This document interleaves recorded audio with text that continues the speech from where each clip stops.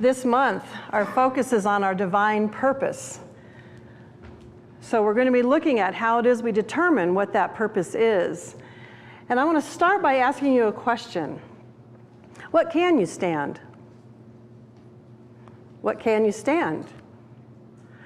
Now, you're probably wondering, what is she asking me and why is she saying that? Because you can approach that question from a variety of different ways. I could be saying, what can you withstand? Like, what can you tolerate?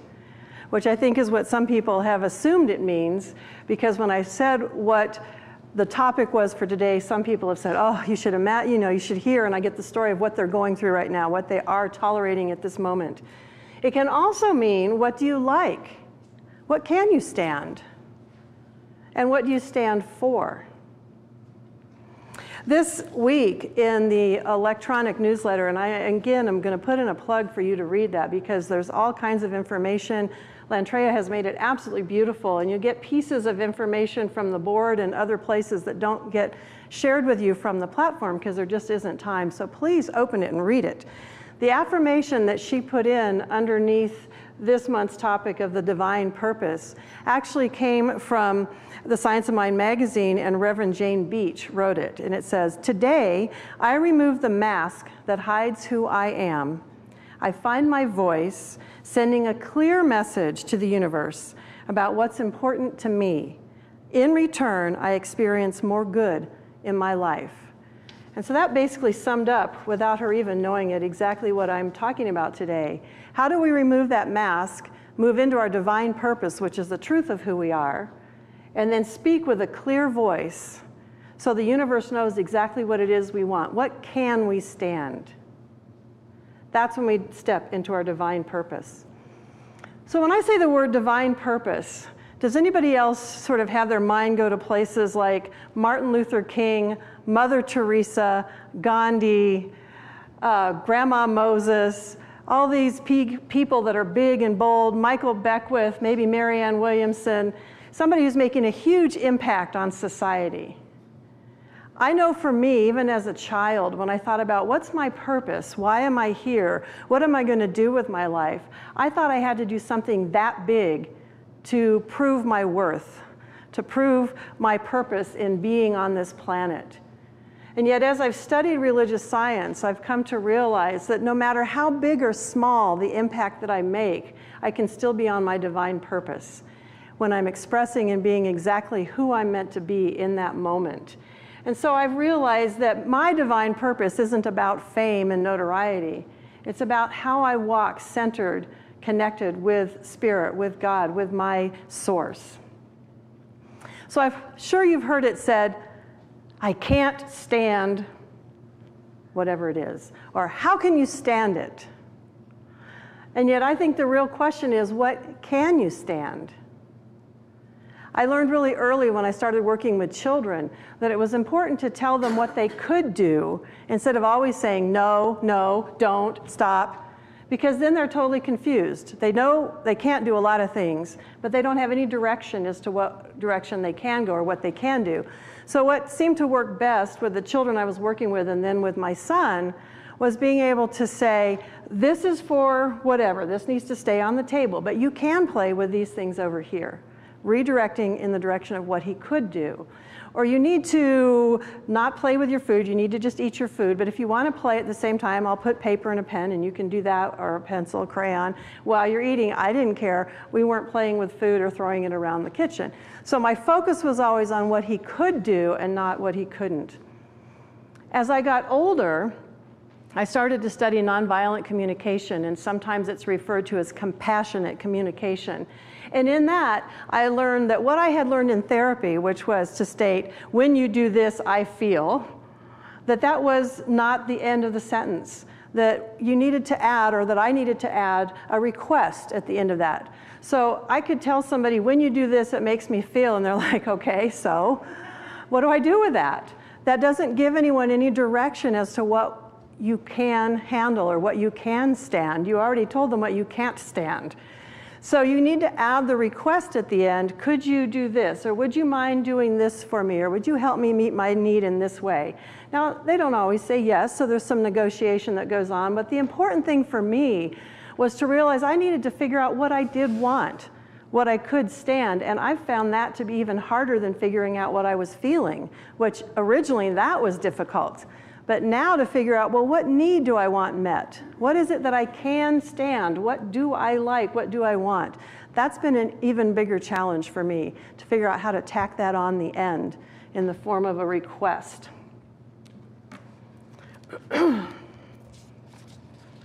So I want to help you to just see what I'm talking about here, experience this little. Take a moment just to close your eyes. And think about the sentence, I can't stand. How would you complete that? I can't stand. What pops into your mind? Bugs, whatever it is, I can't stand. Now, take a moment to think about what the opposite of that would be. Whatever it is, if it's bugs or if it's something else that somebody's doing, what would the opposite be? And if the opposite doesn't work, what needs to shift a little so you can stand something? Or what needs to change in your focus of what's going on so that you can say, I can stand? Where does that shift take place?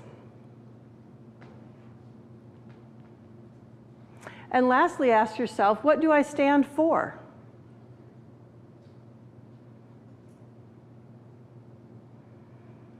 Okay, I invite you to open your eyes again.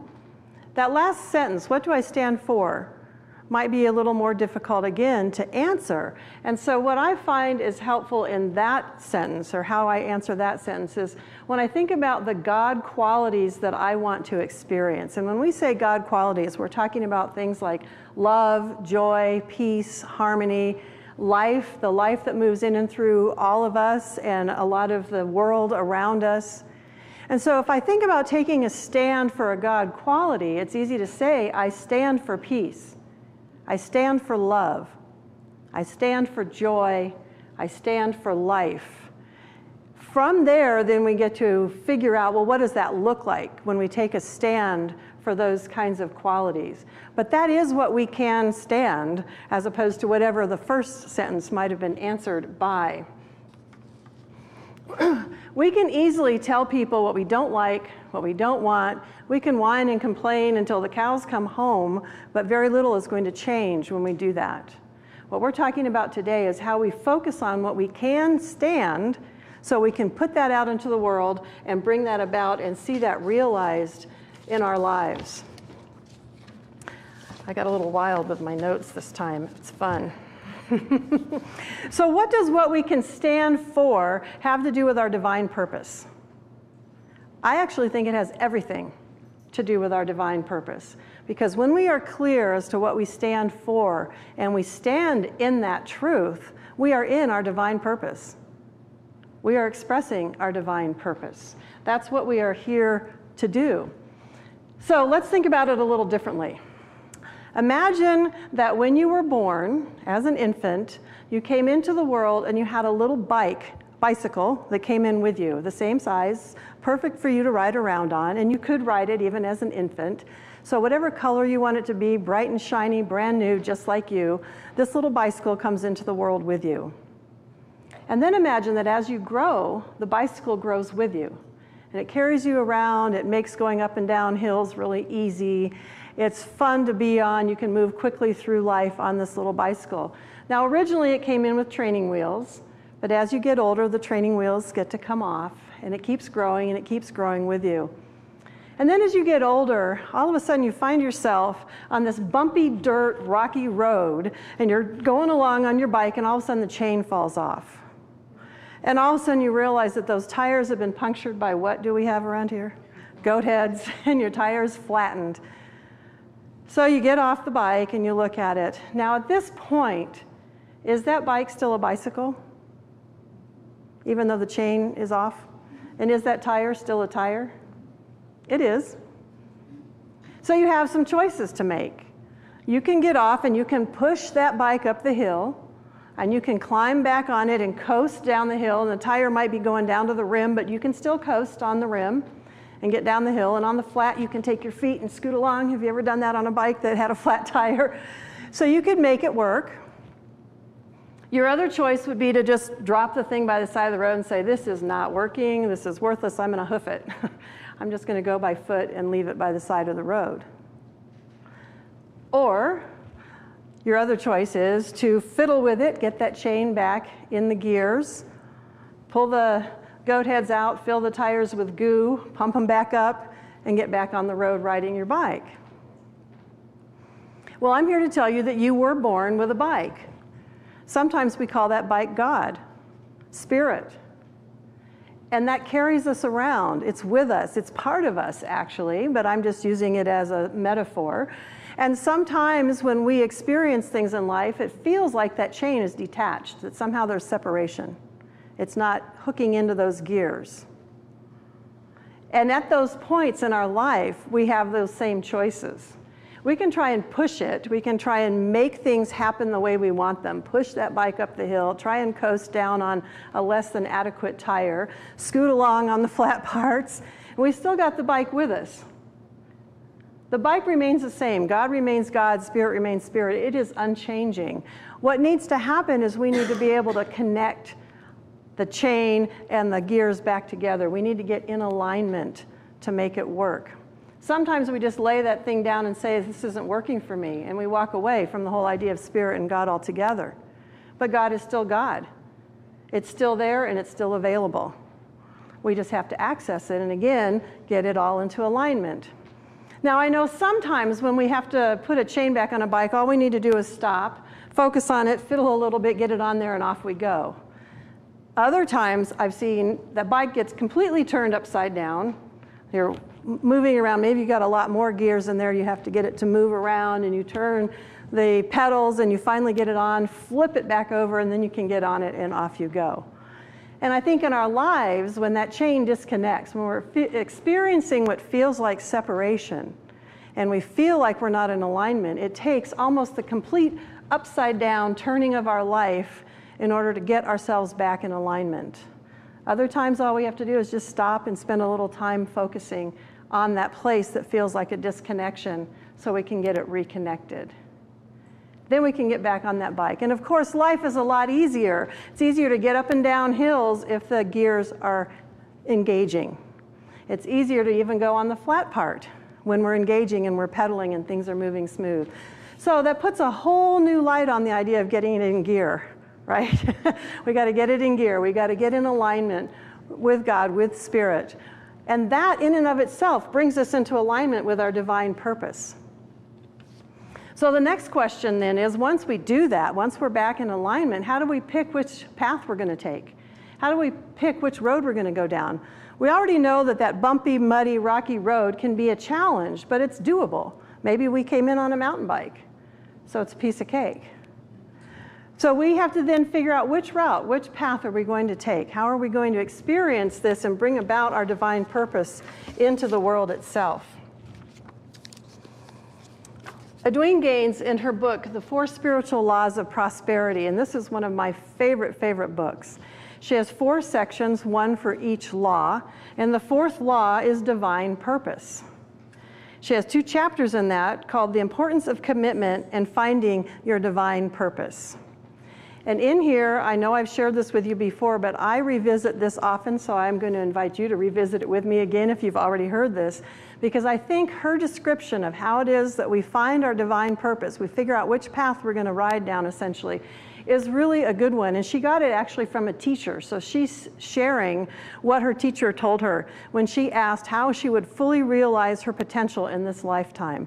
And her teacher said, you need to look out upon the world, understanding that each and every one of us looks out through a different experience, through a different consciousness. And as we look out on this world, we need to notice all the things that we feel need healing, fixing, or transforming. So that's the part, what we can't stand.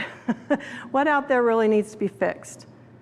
And then she says, it's important that we look carefully at that world and pick the one thing that we feel needs to be transformed, something that would be fun for us to be involved in repairing, shifting, restructuring, fixing, and perfecting. And she says, please note, I use the word fun. This is not about martyrdom or great personal sacrifice. It is about focus, joy, and a sense of purposeful, possible achievement. And she talks about that a little bit more. And then she says that what's really important is not whether the problem ever gets solved. It's that you are working toward a solution with dedication and persistence.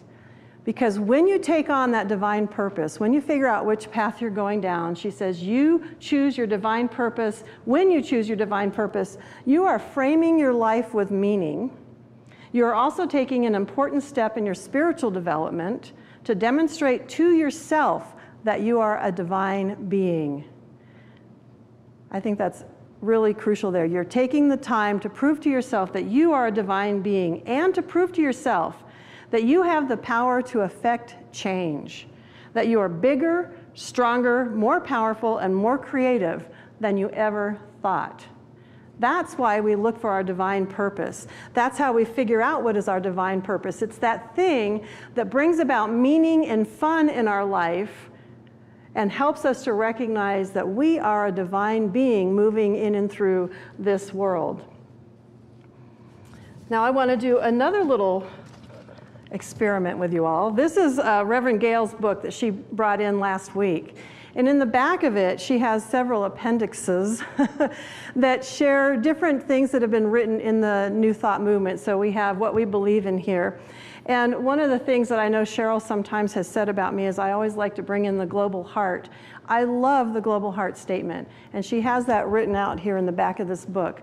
So what I want to do now is have you again close your eyes as I read this global heart statement, or just soften your gaze. And if you feel a tug like, yes, wow, that is something that I really can see happening in this world, consider that as a clue as to which path is where you will find your divine purpose. So just hear this beautiful global heart vision. Whereas in this information age, the global brain has become an operative reality, we envision the emergence of the global heart to balance and guide the further evolution of humanity as stewards of our planet and all of its inhabitants. We see a world free of homelessness, free of violence, free of war, free of hunger, separation, and disenfranchisement. We see a world in which there is generous and continuous sharing of heart and resources. We envision a world in which forgiveness, whether for errors, injustices, or debt, is the norm. We see a world in which borders are irrelevant. We see a world which has renewed its emphasis on beauty, nature, and love through the resurgence of creativity, art, and aesthetics. We see a world in which fellowship with all life prospers and connects through the guidance of spiritual wisdom and experience. We envision a world in which we live and grow as one global family that respects and honors the interconnectedness of all life.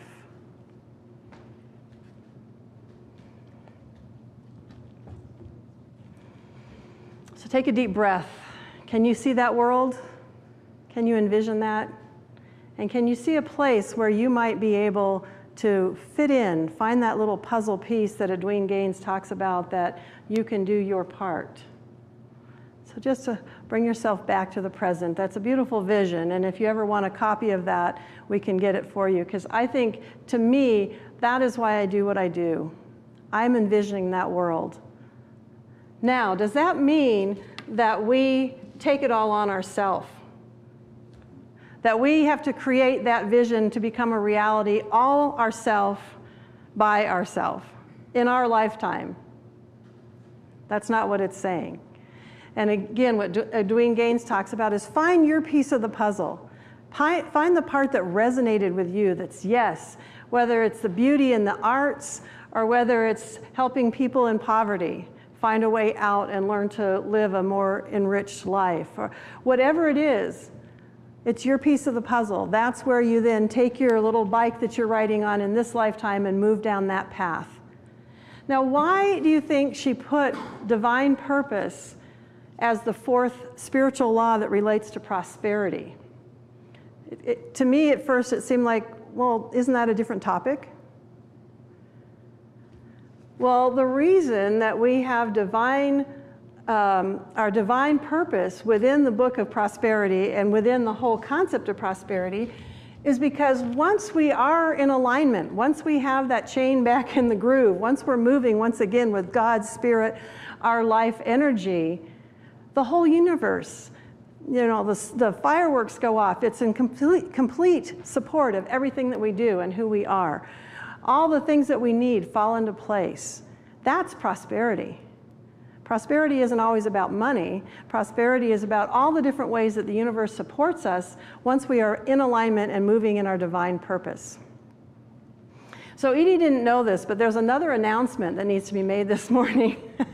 And that's because it's what I'm calling hot off my mind's press. We are going to take that book of Edwene Gaines, and starting on the second Wednesday in October from 4 to 5:30, we're going to do a little book study here and work our way through those 4 laws of prosperity, take a 5th week to look at how this can be applied in our lives, how we can take it beyond just a study, and then culminate it in November with a friend of mine who's a financial planner, and she's going to come down here and talk to us about how do we plan either for retirement or for a better retirement if we're already there. And so we're going to look at the money piece at that point, but we're going to work all the way through the 4 spiritual principles of prosperity. And the last one, like I said, the 4th one, we'll be looking at our divine purpose. So if you want to get into that a little more deeply, please join us for that class on Wednesdays from 4 to 5:30, starting the 2nd week in October. In the class that we're in right now, the mind-body connection, a few weeks ago we saw a video that was done by Bill Moyers on healing minds. It was called Healing Minds. And there are actually 2 videos. So if you want to see them, all you have to do is go to YouTube. I say all you have to do, but for some people I know computers are a challenge. But you go to YouTube and then search for Bill Moyers' Healing Words. And there are 2 videos that are really worth seeing. Healing Minds. Healing in the Mind, thank you. The one that we watched in class, during part of it, there was a man who was so centered in his chi, the whole thing is about the chi, the energy that moves through us, that he could take a stance, put his hand out, and no one could move him off of his center. Now, he could also move other people off of their center with that energy, and I'm not saying that we necessarily want to push people around. But what I am saying is that in our spiritual life, we want to be so sure of what we stand for that our energy keeps us fully on center no matter what comes at us. That's being in line with our divine purpose, no matter what shows up. Now, I know sometimes there are things in life that show up that we don't like or that we don't expect. In the fall of 2005, I went for my annual mammogram and was told I had breast cancer. And at that moment, I had already started the Holmes Institute, and I just kind of went, no! Talk about fear, talk about all these emotions. I started thinking, I can't do this. I don't have time for this. This isn't what I'm about. What have I done wrong? All that stuff that you go through when you get news like that. And my first reaction was to hide, tell no one. How could I be a good practitioner? How could I be a good minister of religious science and be experiencing this, So I was going through all of those questions. I eventually found my way to my practitioner. We spent time together, and at one point she said to me, those people, and she was talking about anyone I was coming in contact with in regard to my decisions that I was making, doctors, research, all of the things that they were doing to remove this. She said, those people need your light more than you need their procedure. That one sentence, those people need your light more than you need their procedure, put that chain back on the gear for me. It brought me back into my connection with my purpose. Oh yeah, for some reason I'm being called into these places to be the light for these people. And as long as I stayed centered in that, the process went a lot smoother for me, and it was a lot more, if you could say, enjoyable. It wasn't exactly enjoyable, but it was in terms of my interactions with the people. I had beautiful experiences, and they kept saying, "You're such a nice patient." And I'm thinking, well, you know, I was able to move myself back into that place of saying, I am going to be the light in this situation, regardless of what's going on around me. Now that seems a little simple. It was a simple phrase. It was actually a simple little click and shift in my thinking, and I was able to go through the procedure, and I've been clear of anything for 6 or 7 years now, so it's a good thing it's over in my mind. But sometimes we go through life, and there's things that we did in our past, decisions that we've made, and we're moving along now in the present thinking, okay, we're cool, we've got the chain back in line with the gears, we're pedaling along, and all of a sudden this monster from our past comes rearing its head and threatening to throw us off of our center. So I have a story that I want to share with you, and it's about a person from our community here, and I got permission from her to share her story with you, because I think it really beautifully illustrates how once we are in our center, no matter whether that monster from the past or a monster in the present shows up, what happens if we stay in that center? Some of you may know Reverend Terry's daughter, Christy. When I moved here in the fall of 2006, I met Reverend Terry and we became prayer partners. And one of the major things that we were praying for was Christy, because she was out on the streets using drugs and alcohol. And Terry was not always sure where she was or what was happening in her life. And Terry had had to do one of the most, I think, difficult things that a parent has to do, which is sometimes draw that line so they're not enabling their child. She basically had to say, don't come home until you get sober. And that just broke her heart, but she had to do it because she knew that was what it was going to take. A year later, Christy came home sober and clean, the fall of 2007. And we just rejoiced with her. We watched her grow in her sobriety. We watched her grow in her spirituality. She's now the lead singer over at the Unity Church. She's very connected with her family. She had to make all kinds of amends, but she did that. She worked through that process. She eventually got married, and her husband and she have started a step house in Alamogordo that serves other young men who have run into issues with the law because of their drinking and drugging. And she's working with those men to help them become clean and sober. She became a licensed alcohol and drug counselor, so she went back to school and accomplished that. And all the while now she's thinking, okay, the chain is back on the gears, I'm pedaling along, I'm going good, I'm doing my life's purpose, this is why I had that experience, now I'm serving other people. When one night the Alamogordo Police Department decided to randomly search her license, and they discovered a warrant for her arrest last year. 6 years sober, doing all of this beautiful work, and they put her in handcuffs and took her to the Alamogordo jail. She spent 2 weeks there because at some point in her time prior to getting sober, she was in Ohio and she was involved in a check fraud gang. And they wanted her arrested. They wanted her taken in. 2 sheriffs from Ohio showed up. They put her in shackles. They took her to the El Paso airport, and she said she was praying the whole way that no one she knew would be showing up in the airport because that's the town she's from, and she didn't want anyone seeing her like that. They flew her to Ohio, and at that point she had no idea how much time she was going to have to serve, what they were going to do with her. Now, as we were texting, we did all this through text on Friday as I was putting this talk together, I said, you know, I was amazed when I heard how well she handled it. Because I don't know what I would have done if I thought I was complete with my past and it showed up in that form, taking me away from my husband, the people I'm serving, you know, all those guys in that house were, you know, she's like the mom to them, how that would have felt to be ripped out of that situation at that time. And so I want to read to you the words that she texted to me as to what happened, because what they did allow her to do was talk to her parents and talk to her husband on the phone. And she said she received a lot of love. And this is what she says: with all that love and support, I got back on track. Anyone with that kind of love would have been fine like me, but most people in there are living in the awfulness of their own existence. I was able to shine my love and laughter, and they all loved having me around. It was truly a magical experience. Now, who do you think could talk about prison as a magical experience? But she was able to get back on center. Now, she told me that the first 2 days in the jail in Alamogordo, she went through the why me, you know, this isn't fair, I finally got sober. She went through all of those thoughts.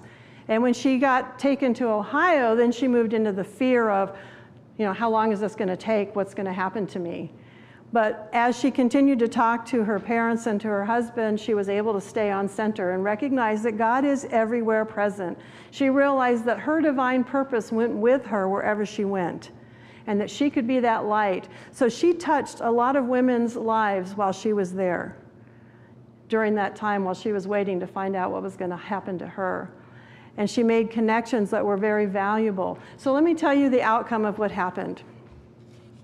Instead of the 14 years that the DA wanted her to serve, she was given one theft conviction with a fine which had to be paid.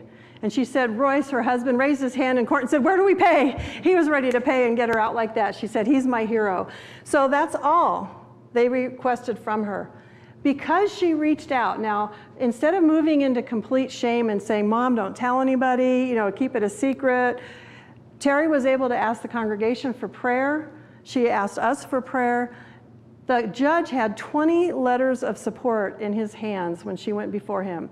The letters of support came from the congregation, they came from people in the AA community, they came from the teachers that she had had when she went through the licensing training. All of these letters supported where she was now in her divine purpose. And the judge said, how can we rehabilitate someone who's already rehabilitated? Isn't that beautiful? Once she was out, she was in Akron, Ohio. She got to visit Dr. Bob's house. And Dr. Bob and Bill W. are the two people that started the AA movement back in the 40s. And so to her, that was a blessing. That was icing on the cake of this experience. And she also got to spend time, she and her husband Roy spent time with his mother, her mother-in-law, that she hadn't planned to have and she didn't expect to have. They had a very in-depth and about a 2-week visit. And it turned out that was their last visit. She passed away this summer. So there again was another blessing that she is so grateful. It was an odd way to get there, but she was grateful for the opportunity to have that connection. And she was looking for the good. Once she was able to get herself reconnected, she saw where she was in her divine purpose, and she let that light shine. So to me, that's why I had to share this story. I thought it was a beautiful, beautiful example of how it is we take our divine purpose with us, and when we're riding on that bike, back connected with the God that is us, it's amazing what we can do. I want to close with a quote from Jon Stewart, and I know that's a little strange, he's a comedian, but I thought this quote was perfect. If you do not stick to your values when they are being tested, they are not values, they're hobbies. Isn't that great? This month, we're exploring our divine purpose. We're looking at how it is that we discover what that is, how we reconnect to our source, how we figure out where we want to move in our divine purpose. So I invite you to join us as we continue to explore this through the other speakers through the rest of this month, and continue to ponder it throughout the week. And I would suggest that you start with, what can you stand? And so it is.